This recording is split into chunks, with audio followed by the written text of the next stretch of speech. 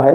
मतों की गिनती के साथ साथ कांग्रेस को रुझानों में बढ़त दिखाई जा रही थी, मिल रही थी, लेकिन 9:30 और 9:40 के आसपास सब कुछ बदल जाता है और टीवी के स्क्रीन पर बीजेपी आगे हो जाती है। आगे ही नहीं, बहुत आगे हो जाती है। कांग्रेस जो बहुत आगे चल रही थी, पीछे ही नहीं बहुत पीछे हो जाती है। 10 बजते बजते टीवी स्क्रीन पर बाजी पलट जाती है। जहां कांग्रेस 62 पर दिखाई जा रही थी, वहां कांग्रेस 40 के नीचे सरकने लग जाती है और बीजेपी जो 20 से 25 के बीच दिखाई जा रही थी, वो 47, 48 और 50 तक जाती हुई नजर आती है। हरियाणा में सरकार बनाने के लिए 46 सीटें चाहिए, लेकिन 10, साढ़े 10 बजे तक बीजेपी के पास रुझानों के हिसाब से 48 सीटें नजर आ रही थी। लगा कि 10 बजते बजते आंधियों ने अपना रास्ता बदल लिया। जो कांग्रेस की तरफ चल रही थी वो बीजेपी की तरफ चलने लगी। रुझानों में बीजेपी बहुत आगे होती जा रही थी और कांग्रेस पीछे। जितना देर होता जा रहा था, जितनी देर हो रही थी, उससे लग रहा था कि अब इसमें बदलाव मुश्किल है।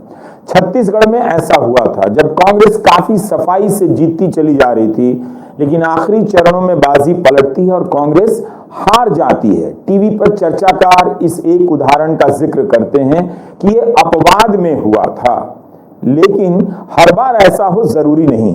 मगर क्या हरियाणा में छत्तीसगढ़ दोहराया जा रहा है? उसी तरह से देखिए, बीजेपी 45 सीटों पर आगे चलने लग गई तो कांग्रेस के नेताओं के चेहरे पर हवाइयां उड़ने लगी। जबकि मतों की गिनती के समय से ही कांग्रेस के दफ्तर में ढोल नगाड़े बजने लगे थे। कांग्रेस के प्रवक्ता भी उत्साहित नजर आ रहे थे, उसी तैयारी के साथ आ रहे थे कि आज जीत पर विश्लेषण देना है और अपनी बात कहनी है।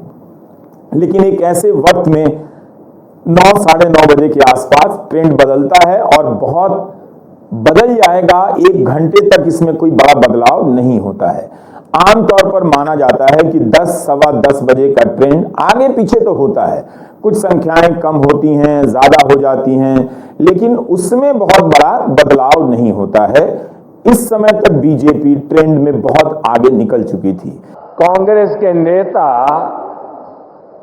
अब कहने लगे हैं कि हरियाणा में भी वही हाल होगा जो कांग्रेस का मध्य प्रदेश में हुआ था। एमपी और राजस्थान में पिछले चुनाव में इन्होंने झूठ का गुब्बारा खूब फुलाया,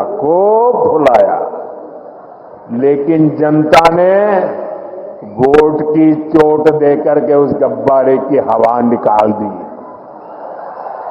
चैनलों पर बोलने वाले चर्चाकार सहम गए, अपनी बातों को लेकर झगड़ने लगे कि उन्होंने ऐसा नहीं कहा था, ऐसा कहा था। उन्हें समझ नहीं आ रहा था कि क्या हो रहा है।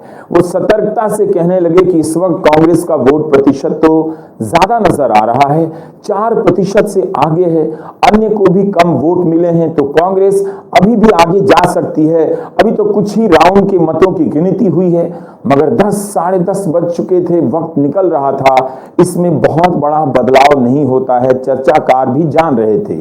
बेशक चर्चाकार अभी और चरणों की गिनती की बात करते रहे, दोहराते रहे, इस उम्मीद में कि एग्जिट पोल शायद हरियाणा में सही साबित हो जाए। इतना गलत तो नहीं हो सकता। एग्जिट पोल में कांग्रेस को काफी बढ़त दी गई है, 50 से 58 सीटें दी गई हैं और बीजेपी को 20 से 28 सीटें। दिल्ली से सटा हरियाणा एक छोटा सा राज्य है और यहां पर एग्जिट पोल क्या इतने बड़े पैमाने पर ध्वस्त हो रहे हैं, गलत हो रहे हैं, तब तो इनका कारोबार फिर से कहा जाना चाहिए। हालांकि इनका कारोबार कभी बंद नहीं होगा। हर चुनाव में एग्जिट पोल होगा, हर चुनाव में इसकी चर्चा होगी और कुछ चुनाव में एग्जिट पोल सही भी होगा, कुछ में गलत भी होगा। लेकिन नंबर भले अलग थे, सारे के सारे एग्जिट पोल में सब में कांग्रेस को बढ़त दिखाई गई थी, मगर सब में कुछ कुछ नंबर का अंतर था। लेकिन हुआ क्या, 9:30 से 10:30 के बीच टीवी स्क्रीन के जो रुझान चल रहे थे उसमें बीजेपी का वैसा सफाया नहीं हुआ, बल्कि कांग्रेस जहां थी वहीं नजर आने लगी और बीजेपी सरकार बनाने की तरफ बढ़ने लगी।